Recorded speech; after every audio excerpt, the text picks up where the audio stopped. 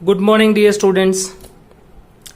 Physics standard 11 science हमने दो chapter complete किए। First chapter is physical world and second chapter is units and measurements. Now today we have start next chapter, chapter number 3, motion in a straight line. Chapter number 3, 4 and 5, third chapter is motion in a straight line. Fourth chapter motion in a plane and fifth chapter laws of motion. ये तीनों chapter एक दूसरे के साथ connected है और तीनों chapter JEE NEET के लिए बहुत इंपॉर्टेंट है। तो ध्यान रखना, काफी सारे इक्वेशंस आप 9th-10th में पढ़ चुके हो, ऐसे इक्वेशंस हम यहां पे डिराइव करेंगे। तो let's start. First of all introduction. तो what is motion? Motion is change in position of an object with time t.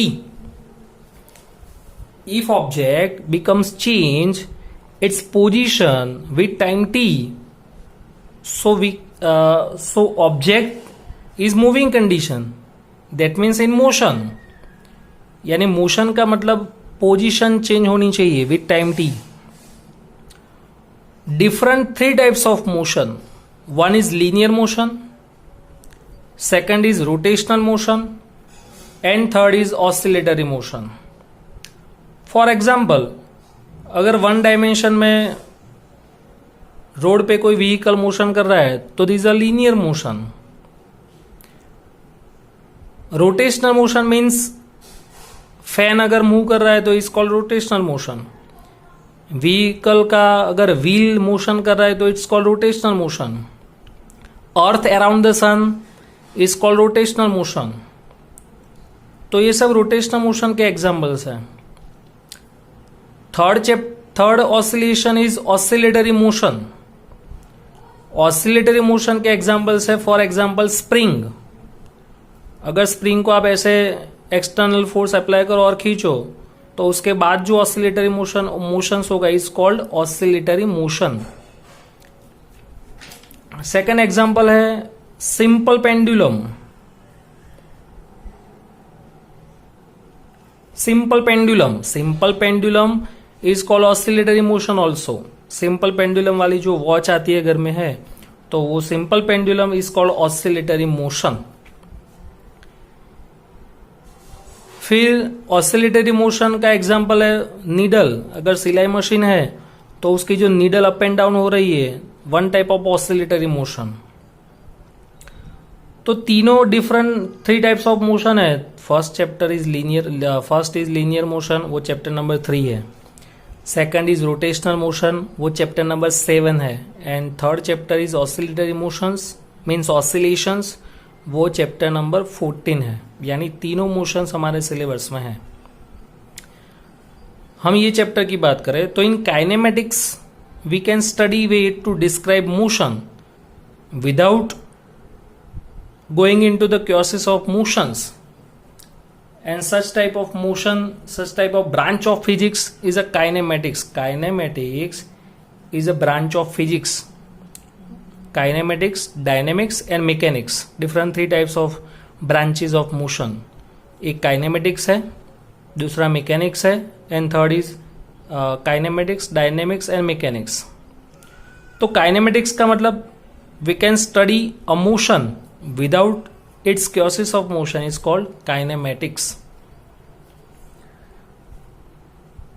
Position यानी काइनेमेटिक्स का मीनिंग कि भाई अगर कोई भी मोशन का आप एक्सप्लेनेशन कर रहे हो तो उसके अंदर without discussion it's causes of motion, यानी वो मोशन किसकी वजह से हुआ, सपोज फ्रिक्शन, तो वो फ्रिक्शन की डिस्कस हम कर नहीं रहे, उसके विदाउट फ्रिक्शन हम अगर मोशन का एक्सप्लेनेशन दे तो it's called kinematics. Different 3 position, path length and displacement. Now we can discuss position, path length and displacement. Motion is a change in position of an object with time. In order to specify position we need to use a reference point. कोई भी अब object अगर motion कर रहा है तो important क्या है, तो रेफरेंस पॉइंट. सपोज कोई भी मोशन का हम एग्जांपल दे कि भाई व्हीकल है कार, तो 100 किलोमीटर डिस्टेंस कवर किया, 100 किलोमीटर डिस्टेंस कवर किया, but from which position, from Ahmedabad, from Baroda, from Surat. तो कोई भी मोशन का अगर आप एक्सप्लेनेशन कर रहे हो तो must is reference point is must and set an axis, यानी कोई भी रेफरेंस पॉइंट का यूज आपको करना ही पड़ेगा. It is convenient to choose a rectangular coordinate system. The point of intersection of these three axis X, Y and Z. The point of intersection, the point of an intersection of different three axes x, y and z, this point is known as origin O या फिर reference point. Origin point O and serves as the reference point. If one or more coordinates of the object change with time t, so we say that the object is in motion, otherwise the object is said to be in rest position with respect to frame of reference. For example, तीन components है x, y and z.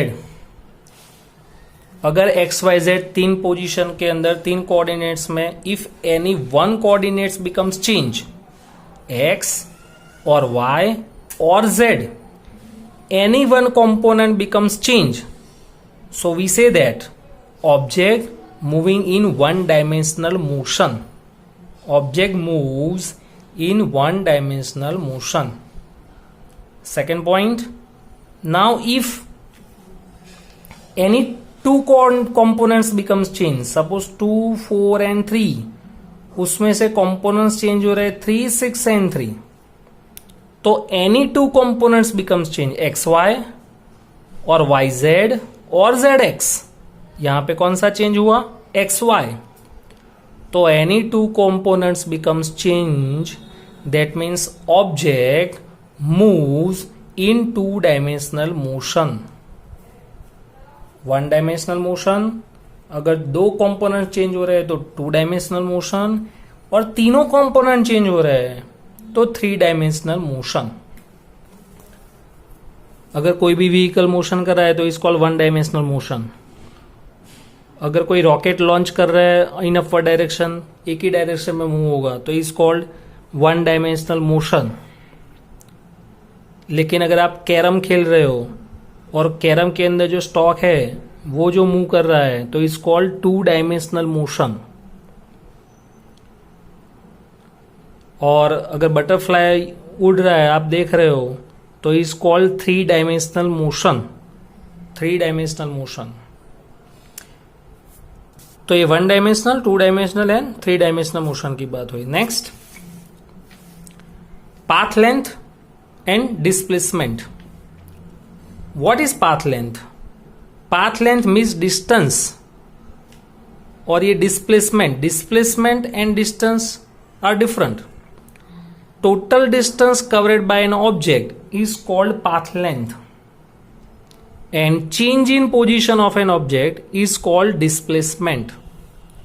For example, अगर आप school में गए only 5 minutes के लिए और school में फिर घर से वापस आ गए, तो अगर स्कूल का डिस्टेंस 2 किलोमीटर है तो आफ्टर 5 मिनट्स आप घर पे आ गए, तो 2 किलोमीटर प्लस 2 किलोमीटर, तो total path length is 4 kilometre, but displacement becomes 0 because initial position कौन सी थी आपकी, home. Final position at home. So displacement means final position minus initial position, and path length मतलब total distance. Next point, path length is a scalar quantity and displacement is a vector quantity. We know that what is scalar and vector. A physical quantity which can derive with only for magnitude is called scalar, and any physical quantity described with direction and magnitude so is called vector physical quantity. For example mass is a scalar but velocity is a vector quantity, क्योंकि मास का सिर्फ value magnitude है 50 kg। आपको कोई पूछे मास की आपका कितना मास है तो 50 kg, but in which direction, तो direction is not possible because mass is a scalar quantity but displacement is a vector quantity. velocity, next point is path length is always positive but displacement positive, negative and maybe zero. Path length का unit है kilometre, metre and centimetre. Displacement का भी same unit. Dimensional formula m0 l1 d0, same dimensional formula. And path length always greater than और equal to displacement. Path length is always greater than or equal to displacement. Next is, for example, if any object moves from origin point O, यहाँ पे O point है या 0 point, ये हमने distance लिखा है 40, 80, 120, 160, 200 and 240 kilometre, और ये नेगेटिव एक्स एक्सिस है तो -40, -80, -120, -160 and -200. In first position, if object moves from O to P point, if object moves from O to P point, so path length is 240 kilometer and displacement is 240 kilometer. Path length and displacement both are same. अगर आप school के लिए 5 पूरे दिन के लिए जा रहे हो 5 घंटे के लिए, तो मॉर्निंग में 7:30 को आप स्कूल में गए तो स्कूल का डिस्टेंस है 2 किलोमीटर, तो आपका path length 2 kilometre, displacement 2 kilometre. Okay, second point, object in second case object moves from O to P and P to Q, यानी यहां से गया, यहां से यू टर्न लिया और Q पॉइंट तक आया, यानी यहां पर 120 तक, तो पाथ लेंथ कितना हुआ, यहां से 120, 240 तो था, रिटर्न में आया 40, 40 एंड 40, अनदर 120, यानी टोटल 360 किलोमीटर। 240 प्लस 120 यानी 360 किलोमीटर। एंड डिस्प्लेसमेंट का मीनिंग क्या था, change in position. Final position is 120, initial position is 0, 120 minus 0 120। Now third case, फिर से O से स्टार्ट किया position motion, O to P, P to Q, Q to R, यहां तक आया, यानी फाइनल पोजीशन यानी initial position both are same, so displacement becomes 0 but path length जाते वक्त 240 और रिटर्न आने तक 240, यानी 480 किलोमीटर। फिर से O से स्टार्ट करो, O टू P, यहां से यू टर्न लिया, Q R S, यहां तक आया, तो फाइनल पोजीशन इज -80, इनिशियली 0, तो डिस्प्लेसमेंट कितना हुआ, -80 किलोमीटर। एंड पाथ लेंथ यहां तक तो 480 था और उसमें 80 प्लस करो, यानी 560 किलोमीटर। ये पाथ लेंथ और डिस्प्लेसमेंट की बात हुई।